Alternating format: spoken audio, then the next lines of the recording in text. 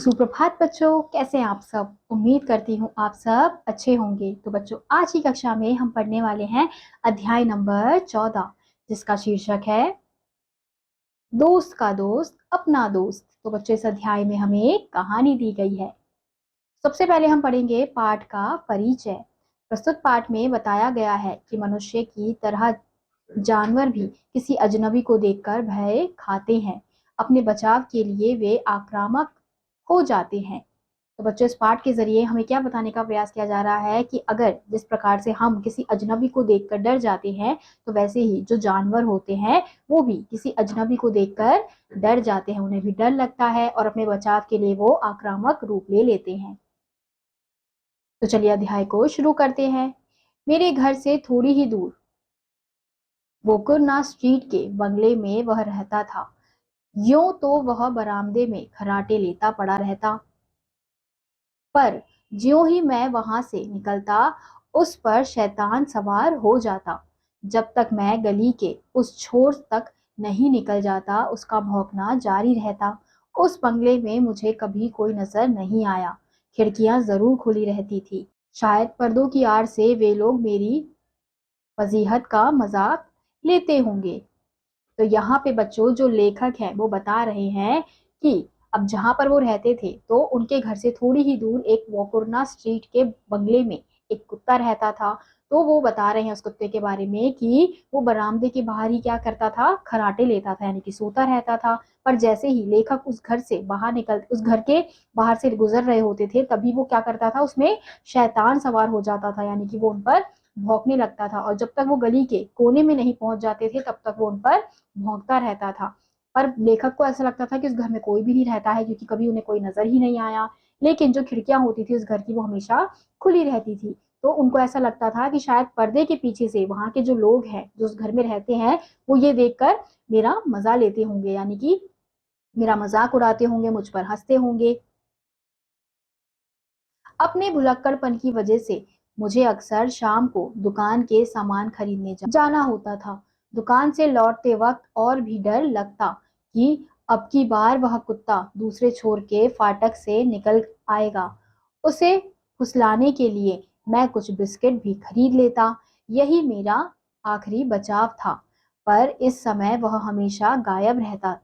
गला फाड़कर भौंकने के बाद शायद पानी पीने के लिए घर के पिछवाड़े जाता होगा और फिर वहीं ढेर हो जाता होगा।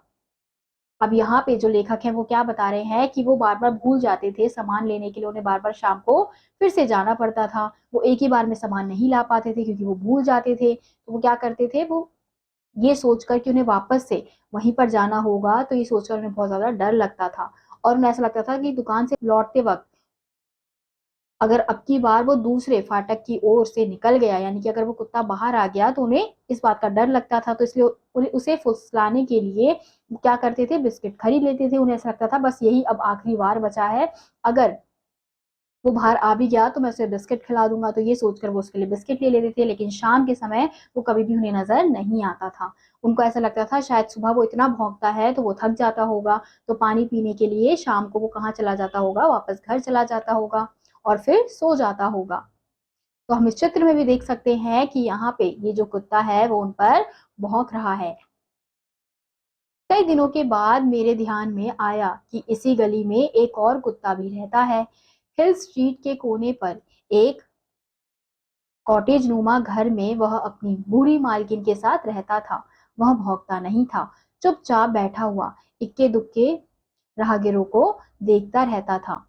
फिर उन्हें कुछ दिन में याद आता है कि एक और कुत्ता है जो इस गली में रहता है। वो अपनी मालकिन के साथ, बूढ़ी मालकिन के साथ कॉटेज नुमा घर में रहता है। लेकिन वो जो कुत्ता है वो शांत रहता है, वो किसी पर भौंकता नहीं है। चुपचाप जो लोग उसके आसपास नजर आते थे, जो आसपास से गुजरते थे, उन लोग को चुपचाप देखता रहता है। मैं वहां से गुजरते समय उसे हाथ दिखाता, सीटी बजाता और बुलाता, पर वह बरामदे में पड़ी कुर्सी पर बैठा देखता रहता। वह काफी दिनों से मुझे देखता रहा होगा। उसे पता था कि यहाँ से एक बार गुजरने से 10 मिनट बाद मैं दोबारा यहीं से निकलता हूँ। मेरी दुकान की ओर जाने के बाद वह बंद दरवाजे के पास बैठा मेरा इंतजार करता और मेरी आहट सुनते ही फिर बरामदे में कुर्सी पर जा बैठता और अपनी शरारत भरी आंखों से मुझे देखता रहता। अब जो लेखक है वो दूसरे कुत्ते के बारे में बता रहे हैं कि जब वो वहां से गुजरते थे शाम को, तो वो उसको हाथ दिखाते थे, सीटी बजाते थे और उसे बाहर बरामदे पे बुलाते थे। तो वो क्या करता था, कुर्सी पर बैठकर उन्हें देखता रहता था और काफी दिनों से उन्हें देख रहा था, क्योंकि उसे पता था कि जो लेखक है वो वहां से जरूर गुजरेंगे। अगर वो यहाँ से गए हैं तो वापस लौटकर भी यहीं से जाएंगे। तो उनके दुकान की ओर जाने के बाद वह बंद दरवाजे के पास ऐसे ही बैठा उनका इंतजार करता रहता था। और जैसे ही उन्हें उसकी आहट सुनाई देती थी तो वो भागकर बरामदे की कुर्सी पर जाकर बैठ जाता था और शरारती भरी नजरों से उन्हें देखता रहता था। एक दिन दुकान से लौटते समय शैतान के लिए खरीदे हुए बिस्किट कॉटेज के अहाते में बने गैस मीटर के बक्से के ऊपर रखकर मैं आगे बढ़ गया। पिल्ले की ओर देखा ही नहीं। काफी दिनों तक यही सिलसिला चलता रहा। उस दिन दोपहर को मैं कॉलेज से घर लौट रहा था। गर्मियां शुरू हो गई थी। मौसम बाहर सैर सपाटे का ही था। हिल स्ट्रीट में घुसते ही मैंने देखा कि सामने सकरे फुटपाथ पर एक बूढ़ी महिला चली आ रही है। करीब आते ही मैंने उन्हें नमस्कार किया। उत्तर में नमस्कार करते हुए वे चौंक पड़ी। अरे, तुम तो निकोलस के दोस्त हो। फिर चश्मा ठीक करते हुए उन्होंने पूछा, तुम ही उसके लिए बिस्किट रखकर जाते हो ना? अब जो लेखक है, वो जो अच्छा कुत्ता है, जो शांत कुत्ता है, वो उनके लिए क्या करते थे, बिस्किट छोड़कर उसके लिए जाते थे। तो एक बार क्या होता है कि जो लेखक है वो दोपहर को कॉलेज से घर लौट रहे थे और समय गर्मियों का मौसम शुरू हो चुका था। तो मौसम कैसा था, थोड़ा बाहर सैर सपाटे का था। तो जब वो वापस लौट रहे होते हैं तो वो देखते हैं कि एक बूढ़ी महिला फुटपाथ से आ रही थी। तो जब वो पास आके देखते हैं तो वो वही महिला होती है। वो उसको नमस्कार करते हैं। फिर जो बूढ़ी महिला है वो चौंक जाती है। वो कहती है, अरे तुम तो निकोलस के दोस्त हो। और निकोलस कौन है बच्चों? जिस बूढ़ी महिला का कुत्ता है उसका नाम निकोलस है। तो वो यही कहती है चश्मा ठीक करते हुए कि तुम ही वो हो ना जो उसके लिए हमेशा बिस्किट रखकर जाते हो। बात अब मेरी समझ में आई। तो उस पामेरियन पिल्ले का नाम निकोलस है। बात आगे बढ़ाते हुए उन्होंने बताया कि वह रोज शाम को तुम्हारी प्रतीक्षा करता है। घर में दूध और केक खाने के लिए भी नखरे करेगा, पर गैस मीटर पर रखे बिस्किट जरूर खाएगा।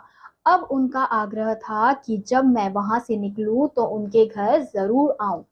तो उसी समय लेखक को पता चलता है कि उस कुत्ते का नाम क्या है, निकोलस है। फिर बात थोड़ी आगे बढ़ती है। तो वो बताती है कि वो रोज शाम को तुम्हारी प्रतीक्षा करता है, यानी कि तुम्हारा इंतजार करता है। अब घर में दूध होता है, केक होता है, लेकिन वो सब खाने के लिए वो नखरे करता है, वो खाता नहीं है। लेकिन जो बिस्कुट तुम रख के जाते हो गैस मीटर पर, वो उसे जरूर खाता है। तो लेखक को ऐसा लगता है कि वो अब उनसे आग्रह कर रही है कि रोज तुम उसके लिए ऐसे ही बिस्किट रख के जाओ। दूसरे दिन शाम को मैं मिसेस स्मिथ के घर जा पहुंचा। मेरे स्वागत के लिए वह दरवाजे पर ही खड़ी थी। निकोलस से मेरा परिचय तो था ही। अब उसने मुझे सूंघकर और मैंने उसे थपथपाकर अपनी दोस्ती पक्की की। मिसेज स्मिथ वहां अकेली ही रहती थी। उनकी बस एक ही बेटी थी जो अब कनाडा में जा बसी थी। तो दूसरे शाम को वो लेखक जो है वो उसी बूढ़ी महिला के घर जाते हैं जिसका नाम होता है मिसेज स्मिथ। तो वो उसके घर जाते हैं और वो उसका अच्छे से स्वागत करती हैं। और जब वो कुत्ता आता है निकोलस, तो वो भी क्या करता है, वो तो उन्हें पहले से ही जानता था, तो वो उनको सूंघता है और लेखक उसको थपथपाते हैं तो उनकी दोस्ती पक्की हो जाती है। फिर मिसेस स्मिथ जो है वो वहां पर अकेली रहती होती हैं, क्योंकि उनकी जो बेटी होती है वो इकलौती बेटी होती है, वो भी कहाँ पर होती है, कनाडा में बसी होती है। अब रोज शाम को मिसेस स्मिथ के घर जाना मेरा नियम बन गया। वे और निकोलस दोनों ही मेरा इंतजार करते। मेरे वहां पहुंचते ही निकोलस उछल कूद करके खूब उत्पात मचाता। तब पहले उसे ना साथ लेकर मील 2 मील की सैर करने जाता। हमारे लौटने पर मिसेस स्मिथ चाय बनाती और किसी किसी दोपहर विशेष रूप से मेरे लिए बनाया हुआ केक भी खिलाती। अब रोज जो लेखक है वो मिसेस स्मिथ के घर जाने लगे। अब वो उनके लिए एक नियम बन गया था कि रोज शाम को उनके घर जाना है। तो जैसे ही वो जाते थे, जो बूढ़ी महिला है यानी मिसेस स्मिथ जो है, वो और जो निकोलस है वो दोनों उनका बेसब्री से इंतजार करते थे। जैसे ही लेखक उनके घर जाते थे तो जो निकोलस है वो उछल कूद करता था, यानी शैतानियां करता था, खुश होता था। फिर तब पहले जो लेखक है वो उसे मील 2 मील की सैर कराने लेकर जाते थे, और उनके लौटने पर जो मिसेस स्मिथ है वो उनके लिए चाय बनाती थी, और किसी दोपहर तो वो उनके लिए केक भी बनाती थी और केक उन्हें खिलाती थी। मिसेस स्मिथ का ज्यादातर समय घर में ही बीतता। दिन भर निकोलस से बातें करने के अलावा दूसरा मन बहलाव भी उनके पास नहीं था। शायद इसलिए निकोलस भी उदास रहता और खाने पीने में उसका मन नहीं लगता। अब जो मिसेस स्मिथ है वो ज्यादातर घर पे ही रहती थी और दिन भर वो निकोलस से ही बातें करती रहती थी, तो उनका मन बहलाने के लिए उनके पास और कुछ तो तरीका था नहीं। तो जो निकोलस है वो इसलिए थोड़ा सा उदास रहता था, इसलिए खाने पीने में भी बहुत ज्यादा नखरे करता था, उसका मन नहीं लगता था। इन लोगों से मिलने के बाद मैं भी अधिक खुश रहने लगा था। मेरे लिए ब्रेड मिसेस स्मिथ ही खरीद कर रखती। अब मुझे वोकुरना स्ट्रीट के कुत्ते का सामना नहीं करना पड़ता, यहाँ तक कि मैं उसे भूलने लगा था। उसका भौंकना सुने भी काफी दिन हो गए थे।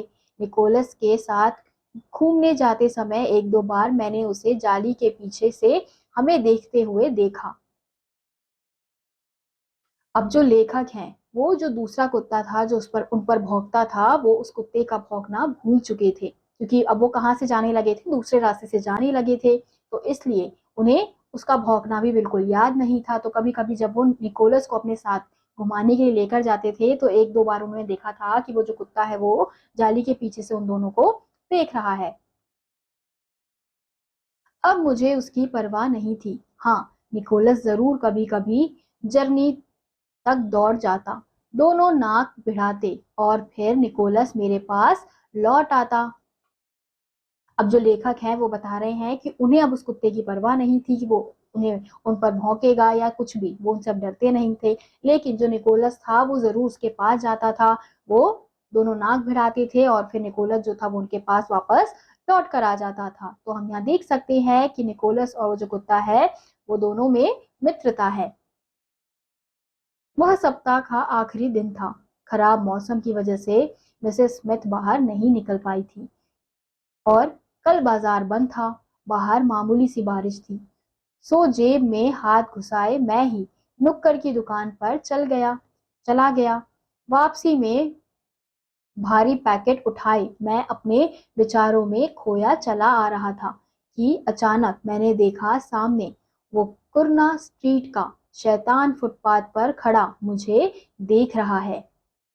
अब बच्चों, जो लेखक हैं वो बता रहे हैं कि सप्ताह का आखिरी दिन था और उस समय खराब मौसम था, तो मिसेस स्मिथ बाहर नहीं जा पा रही थी क्योंकि बहुत ज्यादा खराब मौसम था और बारिश हो रही थी। तो इसलिए जो लेखक है वो जेब में हाथ डालकर खुद ही नुक्कड़ के बाजार की तरफ निकल पड़े। वो दुकान से वापस आ रहे होते हैं, उनके हाथ में बहुत भारी पैकेट होता है, और फिर वो देखते हैं कि वही जो कुत्ता है, वो कुरना स्ट्रीट का जो शैतान कुत्ता है वो फुटपाथ पर खड़ा होता है, यानी कि अब वो बाहर आ गया है। मेरी हालत खराब थी। मैं इतना ज्यादा डर गया कि वहीं खड़ा रह गया। हौले हौले वह कुत्ता मेरे पास आया और मुझे सूंघने लगा। जब वह सूंघ चुका तो मुझसे आंखें मिलाते हुए उसने अपनी दुम थोड़ी सी हिला दी। मुझे कुछ धीरज बंधा और हिम्मत से मैंने उसके सिर पर हाथ फेरा। उसने हाथ को थोड़ा सा चाटा, फिर हल्के से दांतों से पकड़ा, और जैसे ही मैं चलने लगा वह जाकर बंगले के दरवाजे पर खड़ा हो गया। धीरे धीरे कदम बढ़ाता हुआ मैं मिसेस स्मिथ के घर पहुंच गया। अब जैसे ही लेखक ने उस कुत्ते को देखा कि वो बाहर निकला हुआ है तो उनकी हालत खराब हो गई। तो जहां पे वो खड़े थे वहीं पर वो खड़े रहे, और फिर जो वो कुत्ता है हौले हौले उनके पास आया और वो उन्हें सूंघने लगा, और फिर सूंघ कर उनसे आंखें मिलाते हुए उसने अपनी पूंछ को थोड़ा सा हिलाया।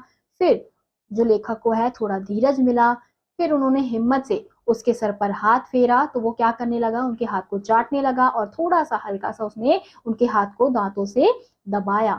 फिर जैसे ही जो लेखक है वो चलने लगे, वह जाकर बंगले के दरवाजे पर खड़ा हो गया। फिर धीरे धीरे कदम कदम बढ़ाता हुआ जो लेखक है वो मिसेस स्मिथ के घर जाकर पहुंच गए। जब मैंने यह रोमांचकारी घटना उन्हें सुनाई तो वे जोरों से हंस पड़ी। फिर बोली कि जैसे मैं उसके रंग रूप से डरता रहा, वैसे ही वह मेरी दाढ़ी और चाल ढाल से मुझ पर शक करता रहा होगा, परंतु अब जानता है कि मैं उसी के एक जाति भाई निकोलस का दोस्त हूँ। दूसरे दिन से मिसेस स्मिथ के लिए सौदा भी मैं ही लाने लगा, उसी वॉर्कुना स्ट्रीट के पार वाली दुकान से, और लौटते समय अब 2 बिस्किट उस बंगले के खुले दरवाजे के अंदर भी रखने लगा। अब जो लेखक है ये सारी घटना जब मिसेस स्मिथ को सुनाते हैं तो वो बहुत ज्यादा हंसने लगती है, और वो बताती है कि जैसे तुम उससे डर रहे थे, वैसे ही वो भी तुम्हारे रंग रूप से, तुम्हारी दाढ़ी, तुम्हारी चाल से डर रहा था, तुम पर शक कर रहा था, क्योंकि तुम अनजान थे, वो तुम्हें जानता नहीं था, तो इसलिए वो तुम पर भौंक रहा था। लेकिन जब उसने देखा कि तुम उसी के किसी जाति भाई निकोलस के दोस्त हो, तो उसने तुम पर नहीं भौंका। फिर उस दिन के बाद से जो लेखक है वो मिसेस स्मिथ के लिए खुद ही सामान लेकर आते थे, और कभी कभी वो क्या करने लगे, वॉर्कुना स्ट्रीट के पार वाली दुकान से ही सब सामान लाते थे, और लौटते समय बिस्किट उस बंगले में छोड़ जाते थे।